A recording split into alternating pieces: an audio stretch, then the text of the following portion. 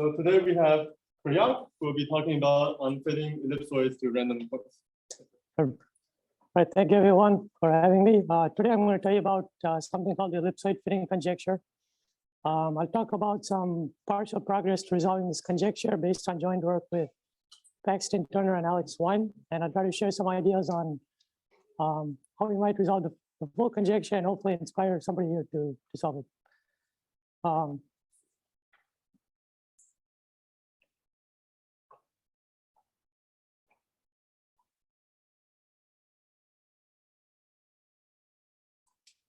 I think there's some technical issue. There you go. Okay, yeah, so yeah, this is an overview. Okay, so the main question I'm going to be talking about was originally posed by Sanderson and company in 2012. So the setup is as follows. So let V1 to Vn be n standard Gaussian vectors in Rd, and think of n as some function of d. So I'm interested in what's the largest value of n for which there exists an origin symmetric ellipsoid passing exactly through all of these points, V1 to Vn, simultaneously. So what I've drawn here is n Gaussian points in Rd. We know that they're going to be approximately spherical with radius like root d. And the question here is like whether we can sort of stretch this sphere slightly to exactly pass through all of the points. So throughout this talk, for a given collection of points V1 to Vn, I'll say they have the ellipsoid fitting property if this condition holds. Namely, there exists an origin symmetric ellipsoid passing exactly through all of them. Any questions about the problem so far? Yeah, can I say something? Is there some number which is just like an ellipsoid has so much dimensionality and that's the maximum, and then but like right. maybe you won't get the maximum? Right. So maybe I'll address your point in a couple of slides. Okay, right. So we can formulate this problem in the language of semi-definite programming as follows. So consider the following STP. The variable is a d by d matrix X, which we're going to constrain to be PSD. And we want all of these quadratic forms on these endpoints to be exactly equal to 1. So the connection between this STP and the ellipsoid fitting problem is that if you give me a feasible solution to this STP, let's call that X, and we take the eigenvectors and eigenvalues of X, they will tell us the principal axes and eigenvalues of fitting ellipsoid.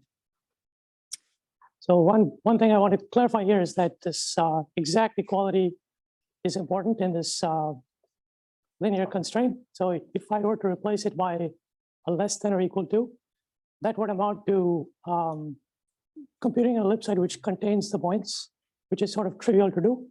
But what I'm really interested here is I want an exact equality. So I want to exactly fit the points. So just to translate the picture we saw on the previous page into some math, consider the candidate solution X equal to 1 over D times the identity matrix. So this is obviously a PSD matrix, and we can verify that the constraints are approximately satisfied. Namely, the quadratic forms will be equal to 1 plus or minus something that tends to 0. Yep. Sorry, can you share screen?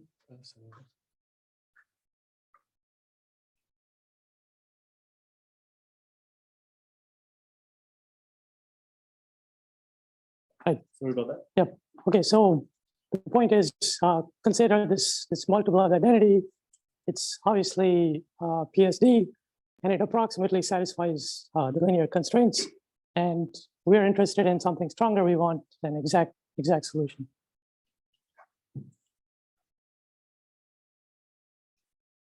Okay, so before I tell you some more facts about this problem, let me try to explain why you should care about this.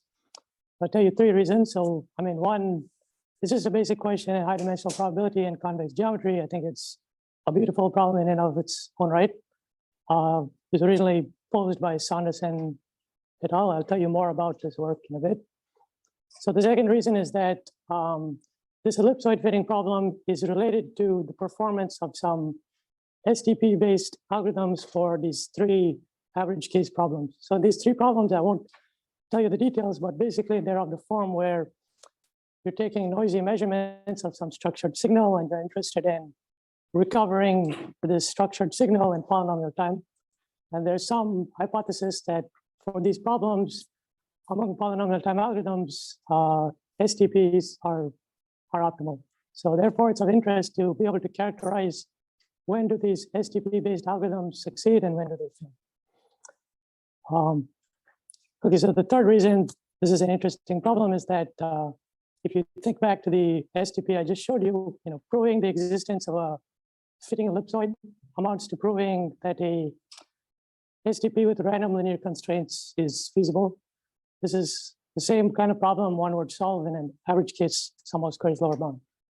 The hope is that maybe this problem can bring some fresh ideas to this literature on average case sum of squares lower bounds.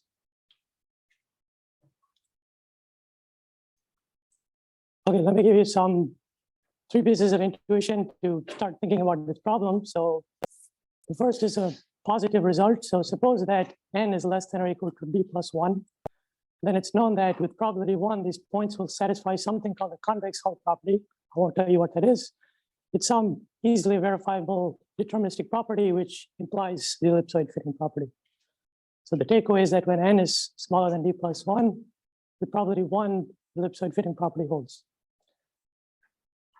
So the second fact I'll tell you is a negative result.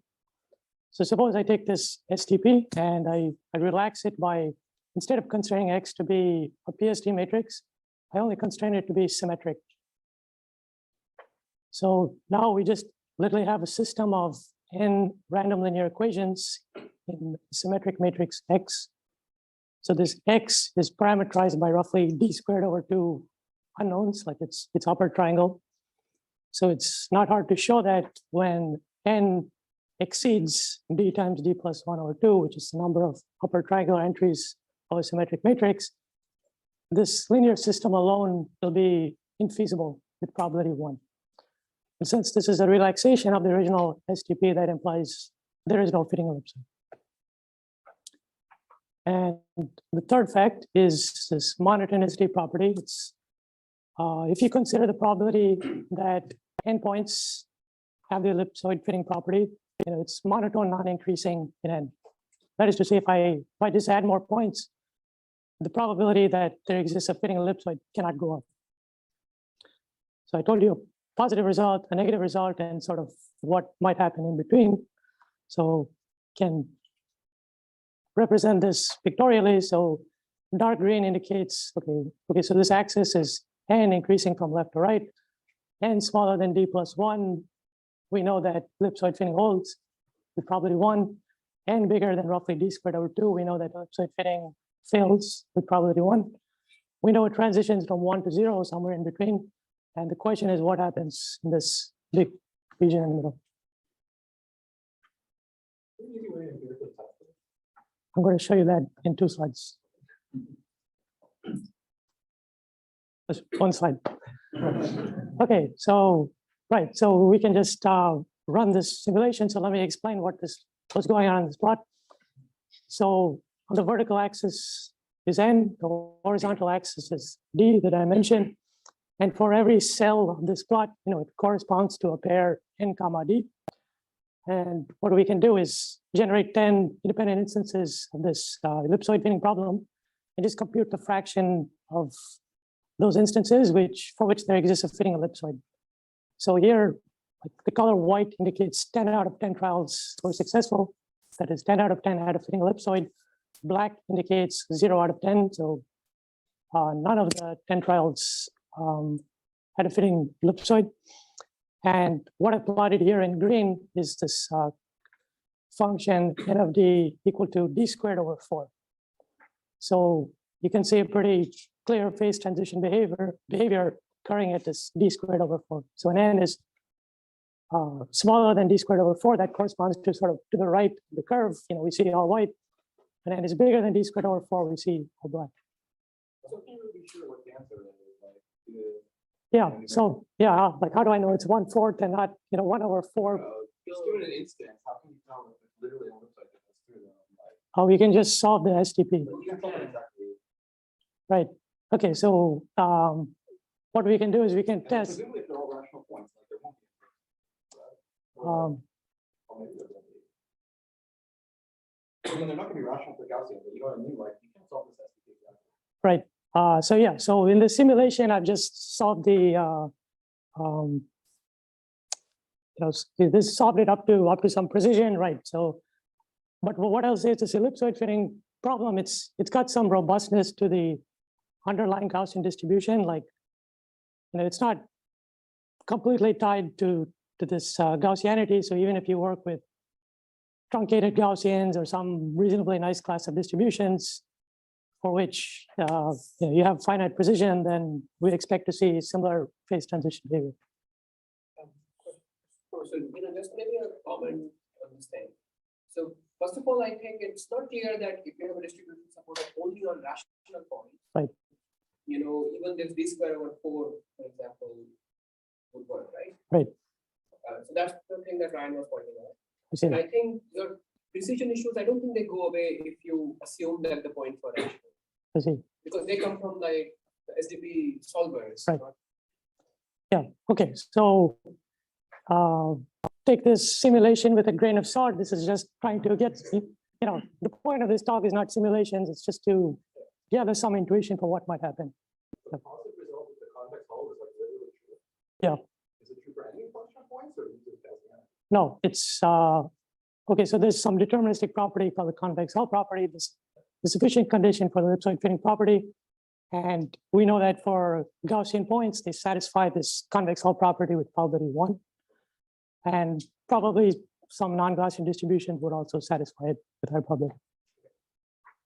You said that, but the exact equality makes sense from the feasibility of the randomness set. But to me, more natural is like linear regression, right? Minimize Right. somehow the distance from the best. Sure. Right. So That's probably no, to the best of my knowledge, it's not being studied very much. So like, this is a good idea. So one could study like a robust version of this ellipsoid fitting problem. Maybe you don't care about exactly fitting the points. You just want to fit them to some very small error. Is this ellipsoid fitting property, like, should I expect that if I have one point that does have ellipsoid fitting, and then I make a infinitesimal change, that like with probability 1 over the infinitesimal changes, they'll also have that property, or is it not continuous?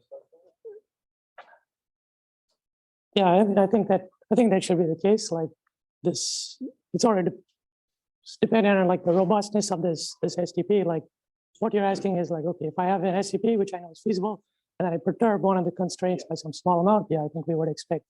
It's some, Yeah. But I don't have any formal statement along those lines. Okay, so yeah, taking this with a grain of salt, this is just for some cool picture. I have to add some cool pictures in the talk. So, okay, right. So this motivated, actually, another point is I'll give more justification why this d squared over 4, we should believe this.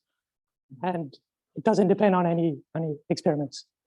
Okay, so Saunderson and company, they conjectured the following. So fix an epsilon between 0 and 1, take v1 to vn as usual. So they conjecture sort of two things, a positive statement and a negative statement, when n is smaller than 1 minus epsilon times the special threshold d squared over 4. The ellipsoid fitting property holds with high probability. And on the flip side, when n is bigger than this 1 plus epsilon times this threshold, then the property holds with probability with low of 1. So throughout this talk, whenever I say with high probability or with probability tending to 0, what I really mean is I'm thinking of like d is the underlying parameter here and is some function of d. And then as I send d to infinity, these probabilities tend to 1 and 0. So should the address should be 1 minus epsilon or d squared over 4 plus minus 1?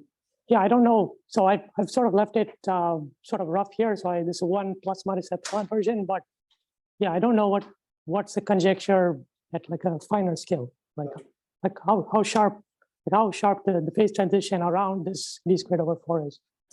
But yeah, that's another interesting problem which I can mention at the end. Like, sort of, there are results of the type where you can prove that some sharp phase transition occurs without pinning down where it occurs. So a result of that type for this problem would be very interesting. Okay, right. So to update our running picture for the talk, sort of the dark colors indicate things that have been rigorously proven. These light colors indicate conjectures. So one feature of this I want to draw your attention to is this sort of light pink region here. So the conjecture is essentially asserting that there is some regime for n, between roughly d squared over 4 and d squared over 2, where there are symmetric matrices which satisfy the random linear constraints, but no PSD matrix which satisfies them.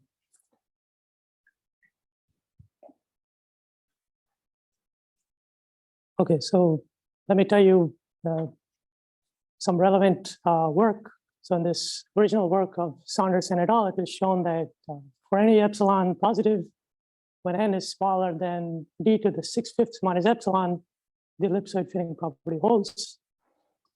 Then in some recent work by Ghosh and others, they were studying some other problem, but I don't think they realized the application to this problem, but they showed that, or sort of as a corollary of the result, they improved this exponent 6/5 minus epsilon to 3/2 minus epsilon. And they can even show something slightly stronger, that the fitting ellipsoid will have diagonal entries all equal to 1 over d. Right, so, and the third relevant piece of work, which is related to Brian's question, is this beautiful paper of Amelunks and et al. So what they show is the following. So in our STP, we have these constraints X inner product VI transpose equal to 1. Let's suppose we take VI transpose and we replace it with matrix GI of the same dimensions, but whose entries are IID Gaussian. We can ask what happens for this problem. Then they can rigorously prove that the STP does undergo a phase transition at this d squared over 4. And this d squared over 4, like how do we know it's 4 and not 4.01 or something like that? Like this quantity d squared over 4 has got some special name. It's called the statistical dimension of the PSD cone. That may not mean anything, but the point is it's just some special number. So another interpretation of the ellipsoid fitting conjecture in the context of this result is it's like some kind of universality statement that if one, like, so somehow the distribution of the constraint matrices, at least in this context, it doesn't seem to affect the phase transition. Another thing I should say is that one might wonder, okay, so these guys have already proven the result, for this Gaussianized setting. Why can't we adapt their technique to solve the ellipsoid fitting conjecture? Exactly.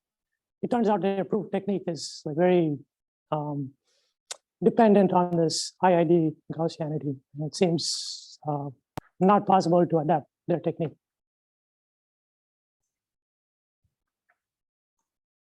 Okay, so just to update our picture, basically we've improved the d+1 to d to the 3/2 minus epsilon. So, the question, so they actually prove that this convex Hall property holds, or? No, so yeah, so different proof technique. Basically, this convex Hall property, it won't get you past d+1. So basically, the way these two results are proven is by constructing some explicit candidate solution to the STP and then verifying when is it indeed a valid fitting ellipsoid. Right. Okay, so let me tell you our main result. So it requires some explanation. So what we show is that when n is smaller than d to the 3/2 or some polylogs, the ellipsoid fitting property holds with high probability. This is like some minuscule improvement over the exponent 3/2 minus epsilon. But sort of why we think this is exciting is that under some plausible random matrix theory conjecture, we can improve this exponent 3/2 to the correct exponent 2. So another way of putting this is that we can reduce the ellipsoid fitting conjecture, which is some big conjecture, to some maybe more plausible random matrix theory conjecture, which we have more pieces of evidence in favor of. And again, we're going to lose polylog factors in the process. So this is the sort of state of the art. Okay, so we can just improve in some very small way the exponent. We believe, modulo this conjecture, we can get the correct exponent of 2. And this still leaves open, the original problem. Can one get the sharp threshold d²/4? And we should remark that we don't expect that any of these approaches can pin down the sharp constant.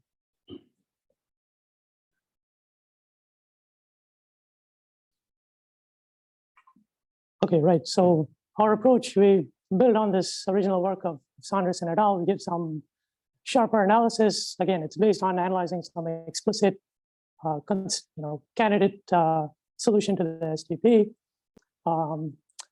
Another, from a technical perspective, the reason this might be interesting to some people here is that typically when one wants to show some random STP is feasible, like a common and powerful technique is this thing called pseudo calibration from the sum of squares literature. We don't use pseudo calibration. We have some other distinct approach, and it would be interesting to see whether this approach has applications to some other STP lower bound problem. Okay, so at this point, I'm going to dive into the proof, some overview of the proof. Any other questions about the problem or the result?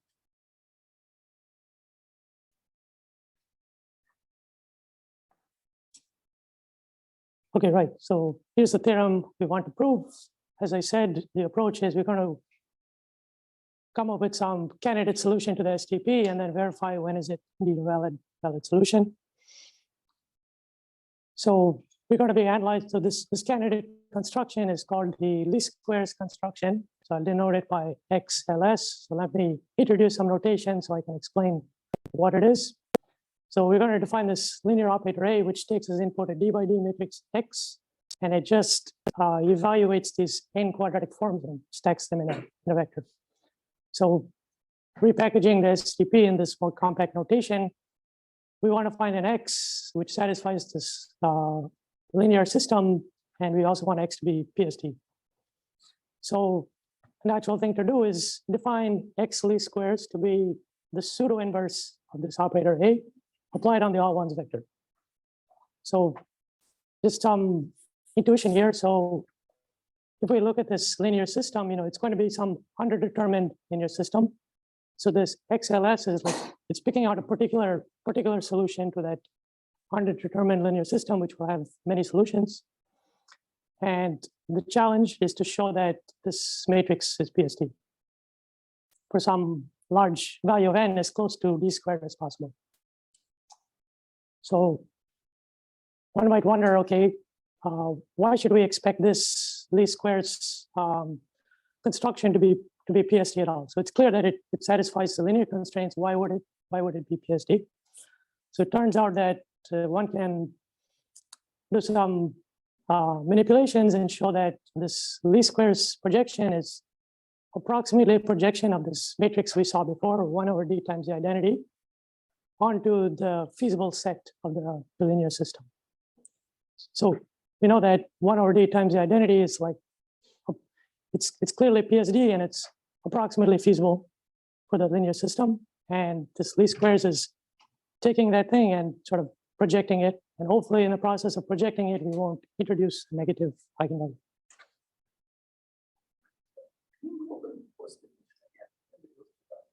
Sure. The definition of this. Yeah. Okay. So this operator A, it takes as input a d by d matrix X, and it produces an n-dimensional vector whose ith coordinate is just vi transpose x vi.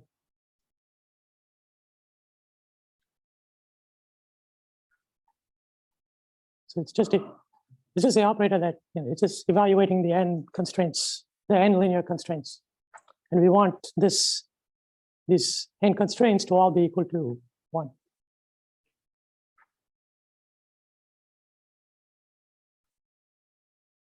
Okay, right. So this is our challenge. We want to show this random matrix X is PSD. And here's some intuition. I won't go into too much detail, but there is some justification for why we should expect this to work before actually analyzing. Just another time, what inversion operation are you using here? This is a pseudo inverse. Okay. So yeah, this linear system, it will be like underdetermined. So there will be, A will not be invertible. There will be many solutions to it. A of X equal to the R1s. We're just picking out a particular one. And we expect this particular one to be good because it's close to the Right. sphere.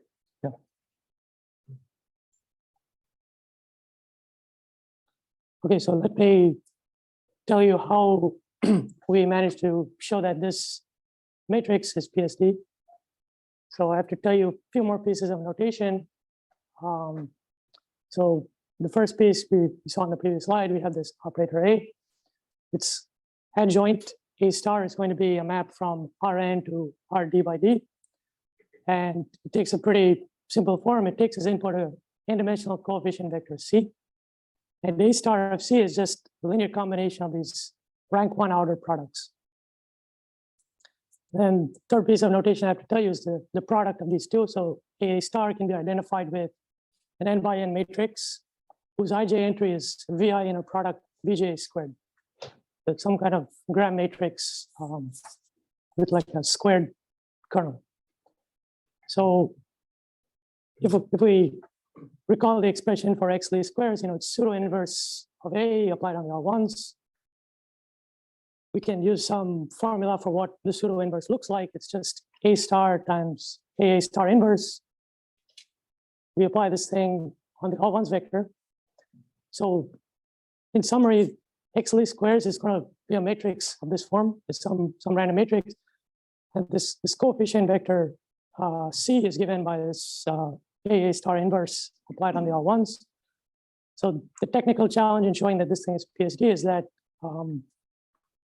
these coefficients Ci, in general, they can be both positive or negative, and each Ci can potentially depend on, or be correlated with all of V1 to Vn.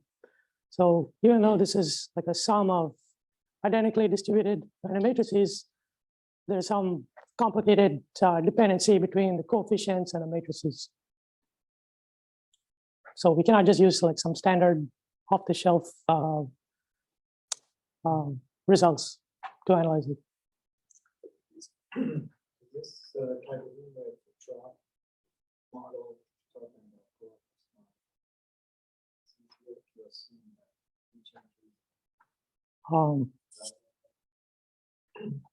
Yeah, I think so that drop model, yeah, I don't think it becomes basically all that would happen is these VI transposes, they would get replaced by some GI.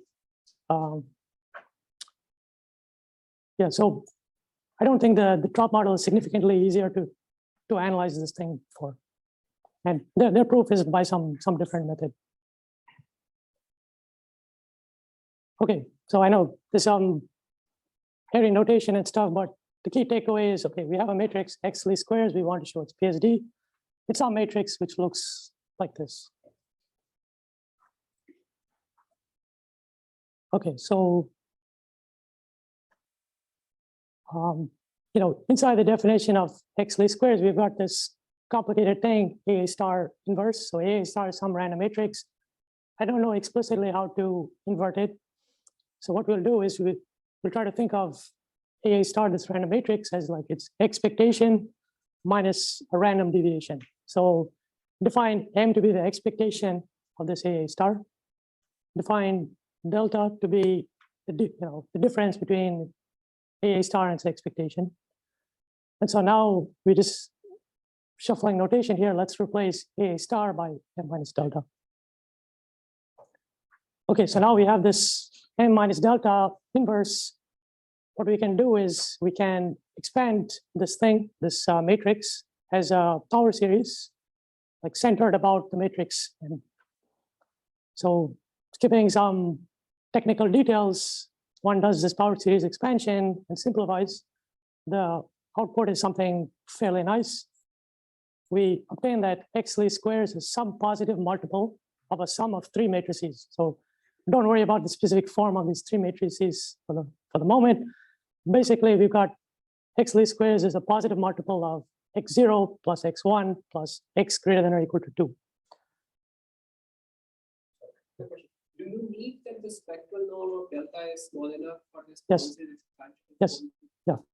Right. So in order to ensure this power series converges, we need to verify some technical condition. I'll tell you about that later. But assuming that condition holds, this is permissible. Okay, right. So ignoring the specific expressions here, just think of x. Like we have got to show that x0 plus x1 plus x greater than or equal to 2 is PSD. And this will be the case provided that lambda min, the minimum eigenvalue of x0, minus operator norm of x1 minus operator norm of x greater than or equal to 2 is not negative. So at this point, we've reduced the problem of showing PSD-ness to just verifying this simple inequality involving eigenvalues of three random matrices. So even if you didn't follow all these expressions and stuff, this is our task now. Any reason why it's put up as like 2 greater other than 1 greater? Like it's Yeah, like, you could have just done this with like an x greater than 1. right. Instead of brute forcing it like upper bound by upper.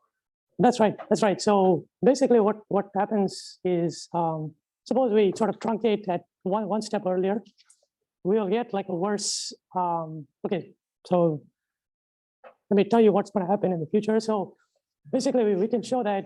Well, what we'll show is that this term is big, this term is small, and then we also want to show this term is small. Now, so what I'm trying to say is, if we were to truncate, instead of, so say I replace this 2 by a 1, so I have x greater than or equal to 1. Basically, we know how to control this term carefully. We know how to control this term carefully. And our bound on this thing, because it's more complicated, is lossy. So in principle, one could pick, set k is equal to 10 and truncate at 10, then you would have like lambda min, and you have x1, x2 up to x10, and then you would have x greater than or equal to 10. And one could sort of turn the crank and get sharp bounds on x1 up to x10. And then you have to use something rough for x greater than or equal to 10. So, right, there's some flexibility in this approach, yeah.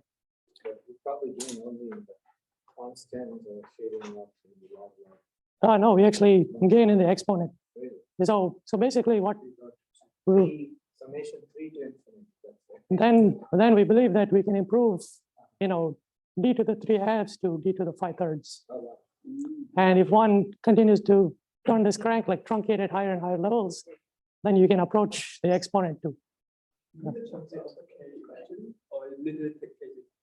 Yeah, so this summation allows k to go to infinity.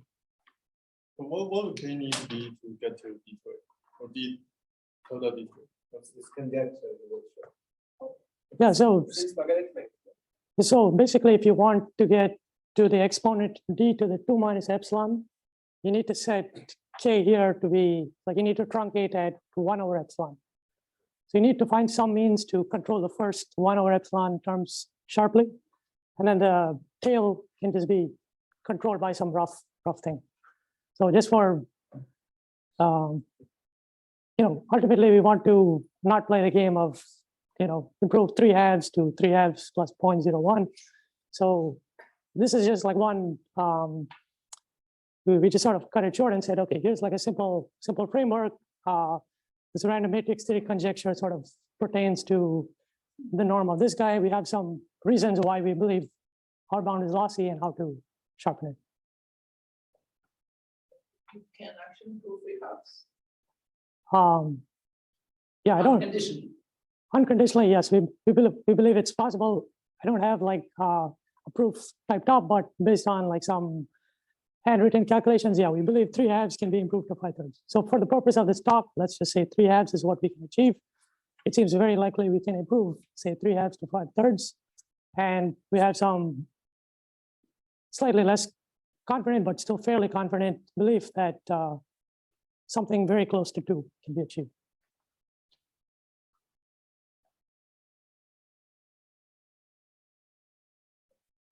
Right, okay, so summarizing everything, we need to complete the proof, we need to verify this inequality.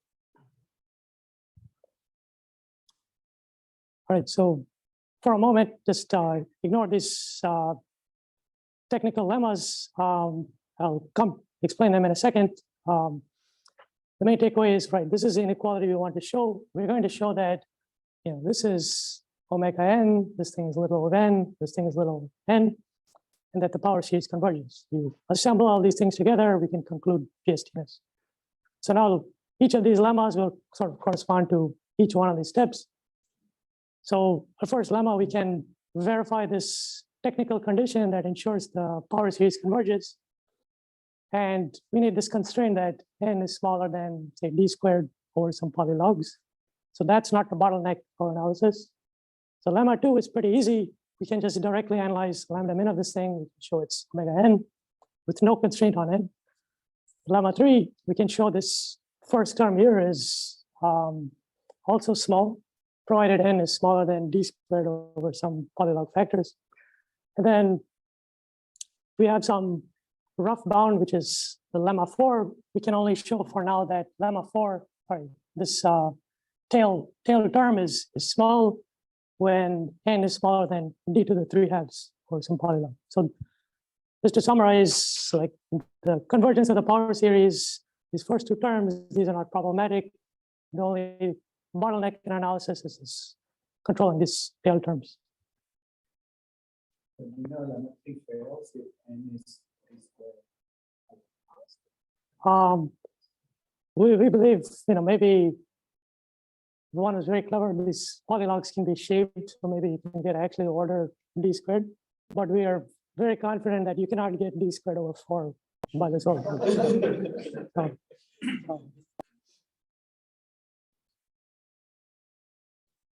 Okay, so maybe in the remaining time, I'll just tell you about lemma 2, since it's basically trivial and very easy, and then I'll sort of wrap up. Okay, so we want to lower bound the lambda min of this matrix. You just write it out. It's literally the following matrix, sum over I via transpose. It's just a standard fact that lambda min of this thing is omega n with high probability. Okay, so now, okay, maybe I'll try to go into some details here. Let me give you some heuristic why sort of the first term should be small, provided n is smaller than this d squared or polylog d. I'm going to just be very hand wavy, just try to give you some idea of what the proof might look like. If we write out what x1 looks like, it's this A star operator applied on some vector, some complicated vector, m inverse delta times the R1s. So just writing it out explicitly, it's a linear combination of these VI transposes with some complicated coefficients. So it turns out by just writing out these coefficients explicitly, one can verify that this M inverse essentially just behaves like 1 over d squared times the identity matrix. So using that simplification, we just have the coefficients are just the coordinates of this vector delta times the L1s. And we pick up a 1 over d squared factor. So now this part is not rigorous, but it can be made rigorous if one considers this vector delta times the L1s. Recall that delta is like the deviation of some random matrix from its expectation, right? So it's going to have mean 0, and one would expect it to sort of be symmetric random variable. So essentially the behavior of this delta times L1s, this vector, all its coordinates have roughly the same magnitude, and their signs are roughly like independent signs. So using this heuristic, let me replace the ith coordinate of this delta times L1s vector by sort of the magnitude of the largest coordinate, which is the infinity norm times like an independent sign, epsilon I. So now that we have sort of simplified it, sort of the norm of this kind of random matrix is well known. This is just a standard fact, a standard bound. We can directly write out this vector delta times the L1s, compute an upper bound on its infinity norm. So we get some quantities.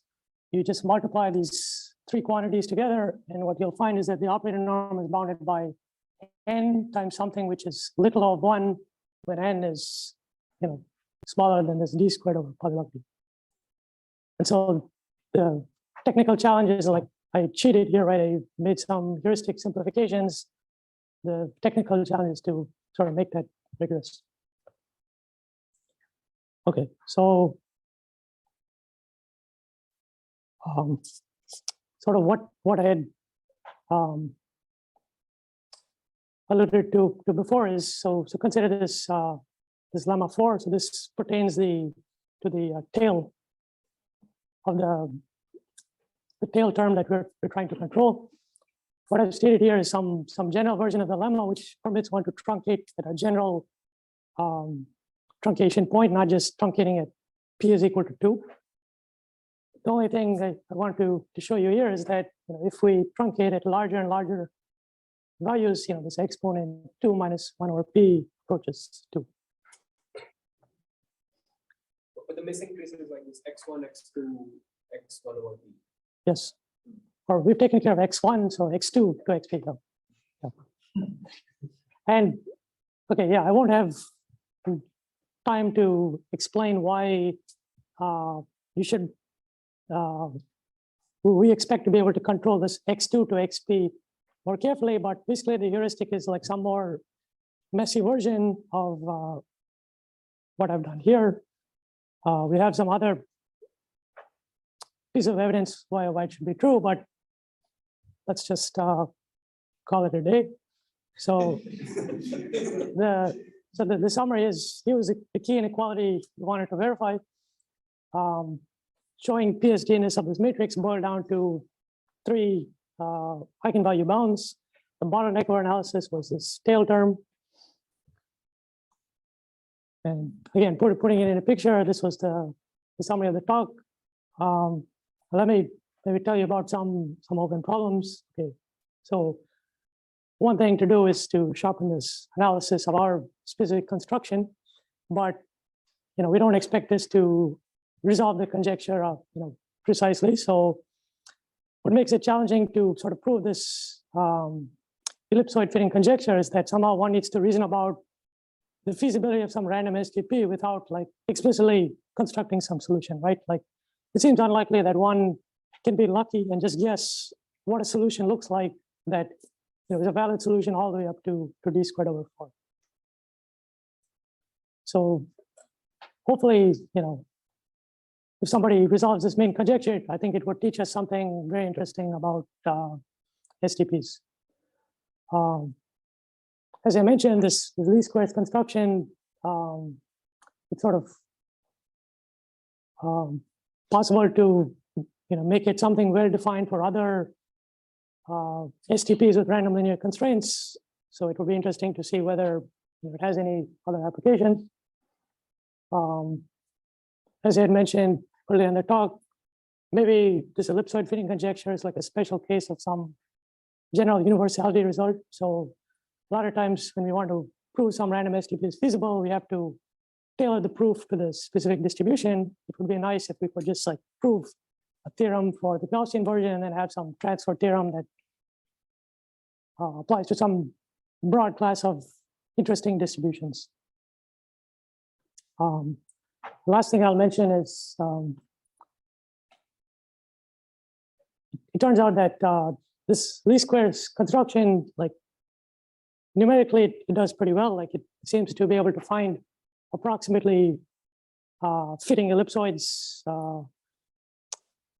for fairly large values of n, and it doesn't involve solving a semi-definite program, which is really slow in practice. So another interesting question is just this robust ellipsoid fitting problem.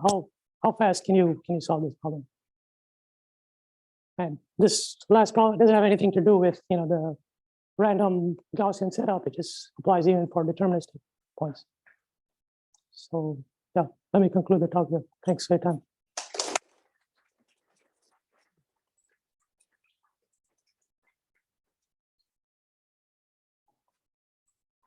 When you have like a Gaussian random vector, you might also think whether it holds for a Rademacher random vector. Here's a funny situation because like you just put a sphere. Exactly. every time. Exactly. Is there like an analogous problem that makes sense for Rademachers? Or is it like just a funny situation? Yeah, I thought about this.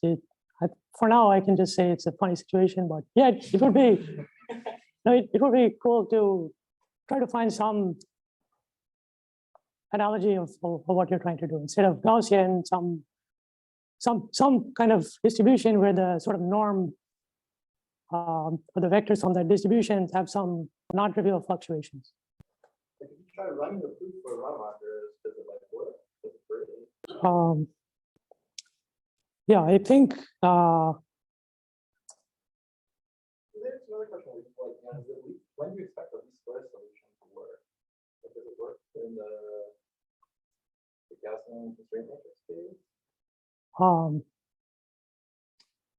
yeah, I think it does. I think basically we could expect this kind of construction to work whenever, so one can define some more general thing than the least squares construction where instead of, so sort of the key idea that made it work was that we know that the sphere approximately fits the points. And then we're sort of taking that approximate solution and projecting it. So this kind of projection idea should work whenever when you have something good to start with. You have some sort of initialization which is sufficiently good. If it's sufficiently, its minimum eigenvalue is large enough so that when you do the projection, you don't destroy its PSD.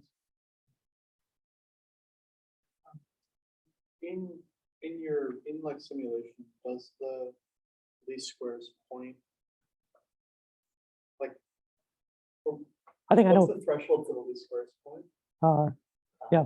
Okay. So ignore this third column. The first column I already showed you. Again, we have to take simulations with a grain of salt. But this is a phase transition for this least squares construction. I'm not claiming that it undergoes phase transition exactly at d squared over 17.